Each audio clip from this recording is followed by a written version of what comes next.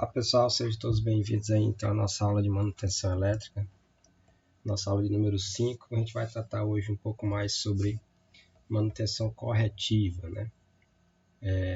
E adentrar um pouco o que seria esse tipo de manutenção. Mas inicialmente, vamos nos basear novamente sobre a NBR 5462, né?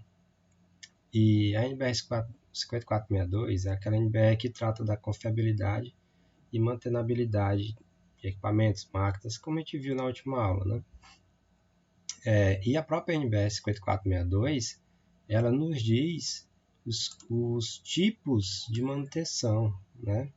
Esses tipos de manutenção aqui. A gente vai ver ao longo da disciplina que existem outras derivações, vamos dizer assim, desse tipo de manutenção. Mas, basicamente, pela NBR 5462, existem essas três, né? Quais seriam?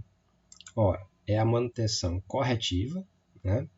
A manutenção preventiva e a manutenção preditiva, né? Esses três símbolozinhos eu coloquei para tentar resumir, para vocês nunca mais esquecerem, né? Eu acho que de tanta gente falar, talvez não esqueça mesmo, né? A manutenção corretiva é aquela que é o quebra conserta, né? Literalmente colocar a mão na massa. Mas na verdade não é uma coisa displicente, né? Tudo é uma questão de estratégia. A gente vai acabar conversando a respeito desse assunto. A manutenção preventiva é aquela que é baseada no tempo, né? Em resumo. E a manutenção preditiva é aquela que é baseada em dados, tá? Nessa aula nós vamos adentrar mais sobre a manutenção corretiva, tá? Bom, mas o que seria então a manutenção corretiva, de acordo com a NBR 5462, né? Ela diz o seguinte, ó, a manutenção corretiva é a manutenção efetuada após a ocorrência de uma pane, né? Olha só, é após a pane, né? Destinada a recolocar um item em condições de executar uma função requerida. Então, o conceito de manutenção corretiva ela é algo realmente bastante reativo, né? Nem preventivo nem preditivo, né? Então é algo bastante reativo, ou seja, está acontecendo, está ocorrendo a falha, e aí entra-se com uma manutenção corretiva para tentar retirar aquela falha, né? Bom, existem três níveis ali de composição da manutenção corretiva, tá? A primeira é o custo, o tempo e o investimento. Em relação ao custo, é uma manutenção bastante elevada, não só o custo, diversos custos, por exemplo, o custo do processo em si, custos financeiros, né? Às vezes, por exemplo, para dimensionar o impacto que aquela determinada máquina ou equipamento ela provoca ao sair do sistema, ao sair de operação, ele é bastante elevado, né? E aí tudo entra várias questões, por exemplo, entra a questão do lucro cessante, né? Que é o quanto de dinheiro, vamos dizer assim, né?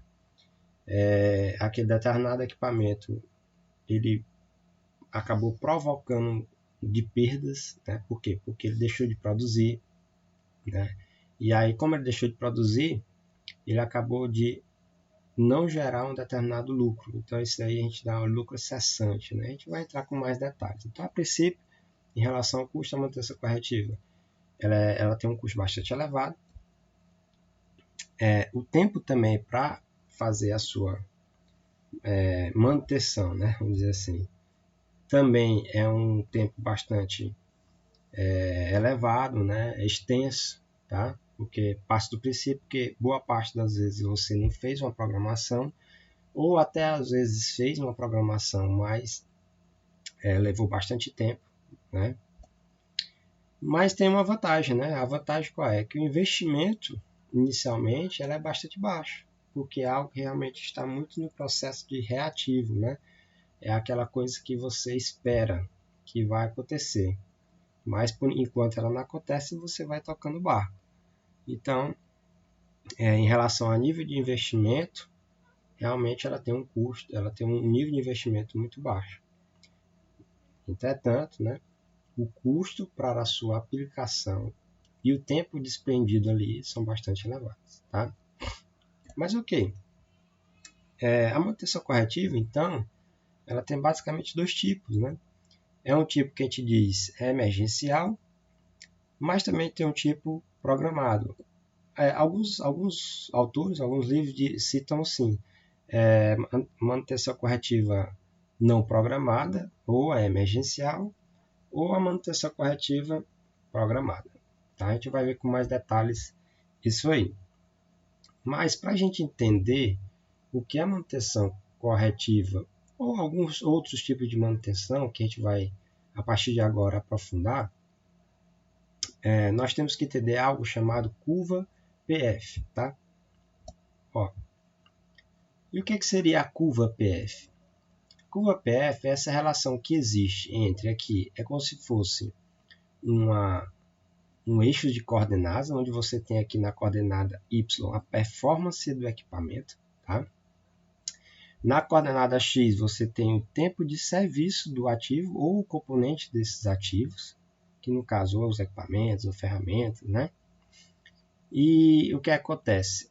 O que é a curva PF? Essa relação que você tem entre a performance e o tempo de serviço do equipamento.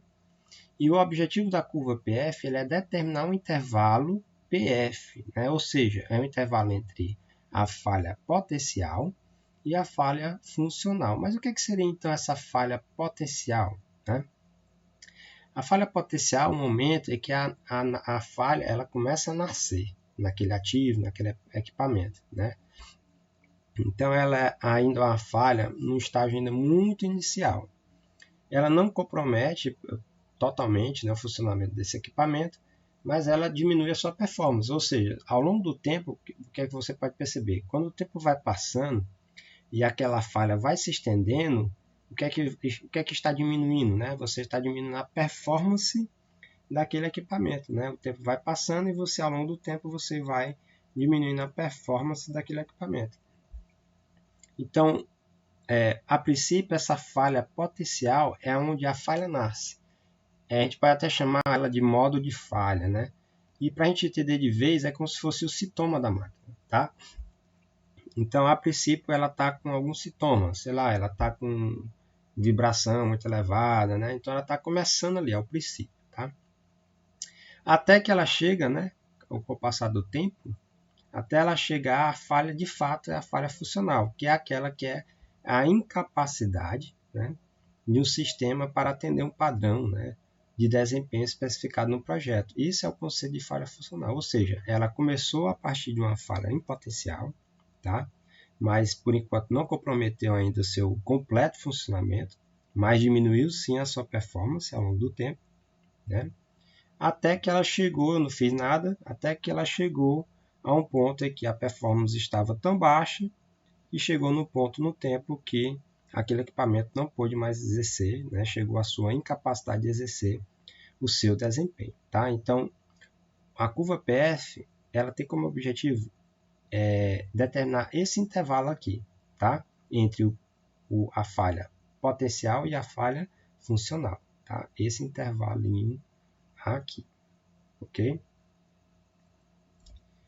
Bom, então a falha funcional ela é essa falha de estágio ainda inicial, né? E ela denuncia que tem alguma coisa errada, mas o equipamento ainda está desempenhando aquela sua função no processo de produção. Vou dar um exemplo. Vamos imaginar um sistema hidráulico aqui como esse. Tá? Existe um vazamento lá no sistema. Só que apesar do vazamento, o sistema ainda está desempenhando essa função dentro do processo de produção, né? Acionar os parâmetros de pressão, velocidade, força. Tá? Então, tem um vazamento, tem uma falha ali inicial, mas ainda não comprometeu totalmente a sua função. Né? Ok? Outros exemplos de falha potencial, elevação do nível de temperatura dos enrolamentos, por exemplo, do motor. Você tem um motor aqui, né, ligado aqui a um sistema de bombeamento, por exemplo. Tá? E aí começou a ter elevação do nível de vibração, queda na vazão, por exemplo, queda na pressão, elevação dos níveis de ruído. Então, tudo isso aí são falhas potenciais. Né?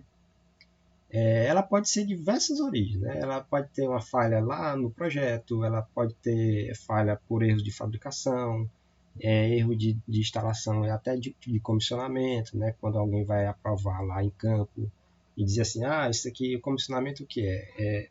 É quando alguém vai lá e diz o seguinte, olha, está conforme o projeto, foi executado conforme o projeto, então está comissionando aquele determinado equipamento, aquela determinada obra.